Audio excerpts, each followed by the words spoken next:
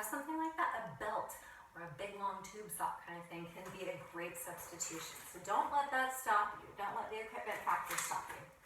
Then we're going to come onto our backs and extend both legs straight over the hips.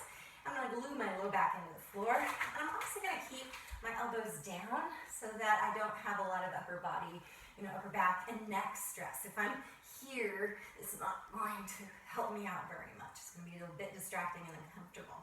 So I'm going to keep my elbows glued on the floor. Low back is now into the floor, and then I'm going to lower the leg that doesn't have the band on it. 10 times, only going as low as I can without my pelvis moving. If I start to lower and I notice that I can't keep my low back glued on the floor, then I've gone a bit too far and I need to just shorten my range of motion and not go quite as deep. So in that case, I would go here if I felt like I couldn't control it well.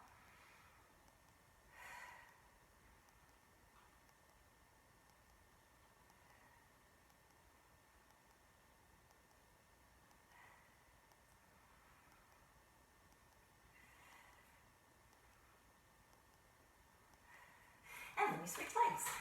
Same thing on the other side. So if at any time you start to feel like your low back is coming out off the floor, then you can shorten your range of motion, reset your body, and you can play around with your breathing pattern to see what works best for you. Some people prefer exhaling on the way down and inhaling on the way back up. Other people prefer reverse.